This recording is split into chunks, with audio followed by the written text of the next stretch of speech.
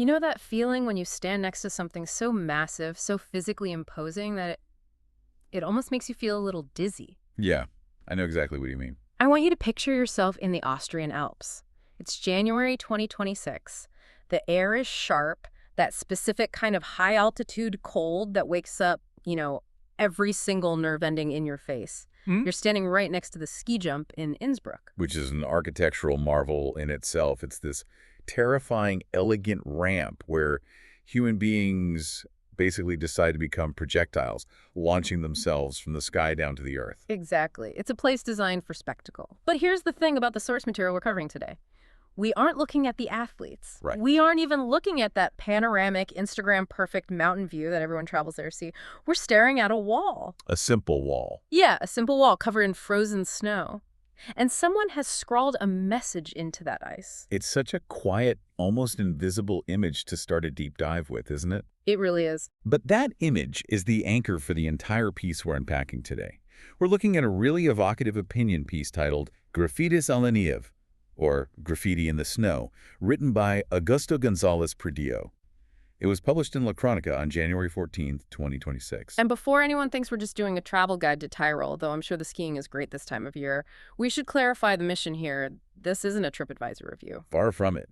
This isn't about where to get the best schnitzel or which ski lift has the shortest line. No. Pradillo is doing something much heavier here. He's using this travel moment to trigger a philosophical meditation. He's looking at time, memory, and this very specific, almost desperate human need to leave a mark. Even when the medium is. Even when the medium, in this case snow, guarantees that the mark is going to disappear. It's a study in transience, and he situates us very firmly in the present day, January 14th, 2026. That date feels significant to me. It is.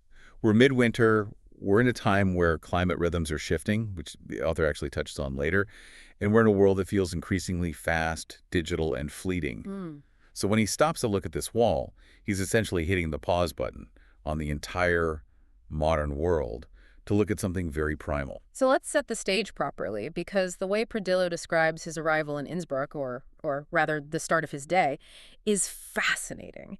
If you've been to Innsbruck, you know the geography. It's nestled in a valley, essentially a bowl, surrounded by these giant, imposing peaks on all sides.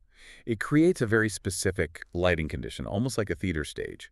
And this is where Pradillo's background as a writer and his cultural background really shines through. He wakes up, looks out the window, and sees the city is still buried in shadow. Right, the valley floor is dark. But the peaks above are, as he puts it, luminously radiant. It's a split screen. Dark city, bright mountains. And to describe this, he uses a phrase that I absolutely love, but I suspect I would use it wrong if I tried to drop it in casual conversation. He uses the Galician expression entre lusco y fusco. You have to appreciate a good linguistic deep cut like that. This is a brilliant moment in the text. So, ante lusco y fusco is from Galician, the language of the great poet Rosalía de Castro, as Pradillo reminds us. Traditionally, it refers to twilight, the dusk. Right, that magic hour photographers talk about, the end of the day. Exactly, but specifically the evening transition. It translates roughly to between the wolf and the dog. That ambiguous time when the light is saying goodbye. You can't quite tell if the silhouette approaching you is a friend, the dog, or a foe, the wolf. It's usually about fading into darkness. But Pradillo isn't watching the sunset. He's watching the sunrise. That's the inversion. He flips the term on its head. He applies this concept of luminous darkness to the dawn. He's seeing the city still asleep in the dark, but the light is already claiming the snow up high. It's a state of suspension. It's an emotional space as much as a physical one. And it sets such a specific mood, it feels incredibly fragile. And then he mentions the Golddienstdahl, the little golden roof, which is arguably the most famous tourist spot in the city. It's the staple of every postcard since postcards were invented. It's usually just a tourist checklist item. But he doesn't describe it like that. He describes the sun rays actively seeking out the reflection of those golden tiles. It's almost like the sun is trying to inject warmth into this frozen landscape. It paints a picture of a city waking up in a very dramatic fashion. And that drama triggers something visceral in him. This is what separates a standard travel diary from a piece of literature. He admits that the sheer aesthetic perfection of that light hitting the snow makes him want to weep. I actually stopped reading for a second on that part. It's surprisingly vulnerable. It is. He calls himself a classic man. You know, the archetype educated, likely older, raised with that stiff upper lip conditioning? The boys don't cry Uh-uh. generation. He's very self-aware about it. Precisely. He says he's watching this from his box seat at the windowsill, absolutely overwhelmed by the beauty, but he chokes it back. He holds back the tears because of that cultural programming. And that establishes the lens for the rest of the piece. He's an observer who is deeply moved, but contained. He's melancholic. He's feeling the weight of the beauty, but he's keeping it internal. It's like that internal pressure, that desire to express something, but holding it in mirrors what he sees later on the wall. Exactly. It frames the whole experience as something precious but fleeting. So we have this tension right from the first paragraph, the light versus the dark, the emotion versus the control. And then he turns his gaze to the city itself. Innsbruck seems to be a city of contradictions for him. It's a layer cake of history. Perdillo frames it as a survivor. You have this deep medieval root system, the narrow streets, the stone, but it's wrapped up in Baroque architecture. And then you have these Rococo flourishes popping up. It's a visual representation of time passing layer upon layer. And to anchor this idea of history, he brings in a specific figure, Archduke Ferdinand II. The ultimate collector. You can't talk about Innsbruck's history without him. No, you can't. Perdillo describes him as being fevered with the desire to possess the world. That's a strong description. It's accurate, though. Ferdinand II created the Chamber of Art and Curiosities at Amber's Castle, right there in Innsbruck. We're talking about the 16th century here. He collected rare objects, armor, oddities, scientific instruments. He wanted to catalog reality. It sounds like he was trying to hoard the world, like he was trying to put reality in a box. In a way, he was trying to trap time. Perdillo calls it a vain dream or a futile attempt. Right. Think about the psychology of that. If I can just collect enough durable things, enough metal, enough stone, enough gold, I can freeze the world. I can make it stay. I can make my legacy permanent. Which is the polar opposite of the snow outside his window. You can't put a snowball in a display case in the 1500s and hope it's there for the tourists in 2026. That is the central conflict the author is setting up. The Archduke represents the human desire for permanence, the desire to build monuments, to say, I was here and I matter and this will last forever. But then Perdillo looks down from the castle idea to the street level. He sees the modern inhabitants of Innsbruck, and they don't seem to care about hoarding history quite as much. No, they're living in the flow. He observes the office buildings first, and he notes something very specific about Austrian office culture, or at least the architecture there. No curtains. Transparency. He calls it a lack of labor intimacy. You can see the briefings happening right through the glass. It's modern. It's efficient. It's exposed. There's no mystery. Not like the Archduke's cabinet curiosities where everything was hidden away and protected. And then there are the students. Innsbruck is a massive university town. Perdillo calls them birds of good omen. And my favorite phrase, happy eaters of pizzas. It's such a distinct image. You have the Archduke with his dusty armor and serious demeanor, and then you have these kids fluttering around with pizza boxes. And he sees them as representing a new time. And this is crucial. He doesn't judge them. He doesn't say, oh, look at these millennials or Gen Zers ruining the medieval vibe. Right. He says this new time isn't necessarily worse than the imperial times. It's just different. It's faster. It's more consumable. It feels like the city is a dialogue between the forever and the right now. Yes. The Archduke is screaming forever, and the students are saying lunch. And that dialogue leads us directly to the ski jump. To the wall. The place where the forever and the right now collide in the most interesting way. Let's go back to that wall, the Nordcat. It's January 14th, 2026. Perdillo is standing there looking at a wall of frozen snow near the jump, and he realizes people have been writing on it. Now pause for a second and think about graffiti. Traditional graffiti. What's the point of it? Usually, to claim territory, to be seen. And usually it's hard to remove. You use spray paint on concrete because you want it to stick around. You want the city to have to scrub to get rid of you. Exactly. It is a shout for attention that is meant to endure. But writing on snow, that's an inherently paradoxical act. You know it's going to disappear, probably by noon. You're leaving a message on a medium that is in the process of dying from the moment you touch it. And Perdillo connects this act to some very heavy cultural touchstones. He doesn't just see random names in the snow. He sees literature. He brings up Blade Runner. That caught me off guard. The Tears in Rain monologue. It's iconic for a reason. Rutger Hauer's character, Roy Batty, is an android at the end of his lifespan.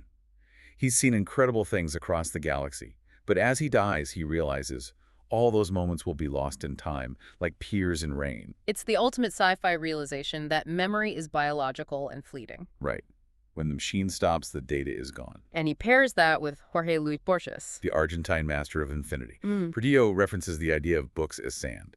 Borges had this concept that the destiny of all books, all knowledge, is to essentially become sand infinite, shifting, formless. It suggests that all our accumulated knowledge is just as slippery as sand. So he's standing there, shivering in the Alps, thinking about replicants dying in the rain and infinite books turning to sand. And then he turns the mirror on himself. He's a journalist. And that's where it gets personal. He says journalists are accustomed to writing on water. That is a brutal admission for a writer. It is honest, though. Especially in the 2026 media landscape, you investigate, you stress, you write a story that feels like the most important thing in the world. And then the news cycle rolls over. It washes away, the digital feed refreshes, and your work is gone. Writing on water, it's futile, but you do it anyway. That's the key. You do it anyway. Here's the detail that I found most ironic about his experience at the wall. He's staring at these messages, analyzing them through the lens of Borges and Blade Runner, but he can't even read them. Right. He assumes they're in German, or maybe internal jokes between students, or messages from tourists in languages he doesn't speak. He calls them useless messages regarding their semantic content.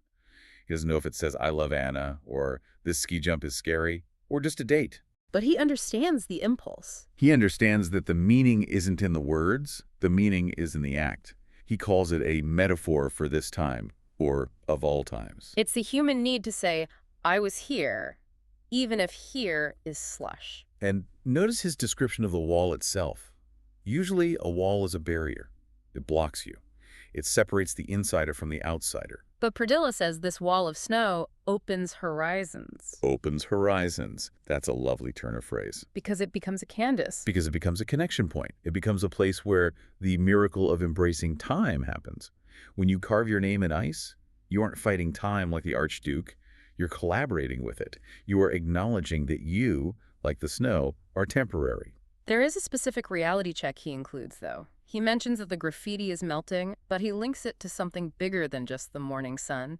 He mentions the rhythm of climate change. It's a subtle but sharp reminder. We're in 2026. The snows of the Alps aren't what they used to be. The glaciers are retreating. So the canvas itself is endangered. It adds another layer of fragility to the whole scene. Not only will the message melt, but the wall itself might not be there in a few years. Which could be incredibly depressing. I mean, we started with him wanting to cry at the sunrise, and now we're watching words dissolve into a retreating glacier. It feels like a tragedy. You would think so. But this is the pivot point of the essay. He doesn't frame it as a tragedy. He frames it as a necessary path. A necessary path? How so? Think back to the Archduke's collection. Perdillo calls that desire for eternity a delirium. A sickness, almost. It's a sickness, in a way. The refusal to let go. But the graffiti artist, the person scratching into the ice, they're healthy. They're accepting the flow. So doing something temporary is actually more real than building a monument. Perdillo argues that eternity is a futile attempt. Realizing that is liberating. There is a specific beauty in the temporary that stone cannot possess. If those messages were carved into the rock face with a chisel, they would be vandalism. They'd be an eyesore. Right. But because they're in snow, because they're dying, they become poetry. It reminds me of that Japanese concept, wabi-sabi, or mono no aware. Mono no aware fits perfectly here. The pathos of things. The awareness of impermanence is what creates the beauty. The cherry blossom is beautiful because it falls. If it stayed on the branch forever, it would be plastic. Exactly. Innsbruck, this city of stone in history, has ironically caught him that the most valuable thing isn't the stone. It's the snow. It's a powerful lesson to take from a morning walk. We've gone from the lusco-fusco dawn, that battle between light and dark, past the transparent offices and the pizza-eating students, and ended up at this melting wall. It really serves as a mirror for our own mortality. And Perdillo's final thought. It's deceptively simple. He looks at the wall, he thinks about all this deep philosophy, and then he says, just after, you keep walking. That's the only response available to us. It is the only sane response. You witness the moment, you acknowledge the message, you appreciate the beauty of the melt, and then you move on. Just after, you keep walking. It sounds like permission to let things go. I think it is. We live in an era of digital hoarding. We archive everything. We have cloud storage, backups of backups. Instagram timelines from 10 years ago. We're all acting like the Archduke, trying to freeze our lives in digital amber. Right. We're terrified of losing the data. Trying to curate our own museum of curiosities. Here's my lunch from 2018. Exactly. But Perdillo suggests that maybe the most human thing we can do is write on water or snow and just let it vanish. Life is motion. If you stop to try and freeze the moment, you lose the essence of living it. That's the takeaway. The Archduke is stuck in his castle with his things. The students are moving, eating, living. The writer at the wall keeps walking. Movement is life. Stasis is death. It really makes you question the walls we write on today, our social media feeds, our status updates. It raises a provocative question, doesn't it? Are those digital walls the stone monuments we think they are? Do we think Twitter or X or whatever we use is granite? Or is it just today's version of snow? And are we writing on them to be read by future generations? Or are we just scratching them out to prove we were here before the server melts? And perhaps, just like the messages in Innsbruck, it doesn't matter if anyone in the future understands them. It doesn't matter if the server is wiped. The act of writing them, in that moment, was enough. That takes the pressure off. I don't need to write a masterpiece. I just need to leave a mark in the snow and keep walking. Just make sure you enjoy the view while you do it. The view is half the point. I think I need to go book a trip to the Alps. Or at least go find a patch of snow before spring hits. Catch it while you can. Thank you for listening to this deep dive into the freezing, fleeting world of Innsbruck graffiti. It's been a pleasure exploring this with you. Until next time. Keep walking.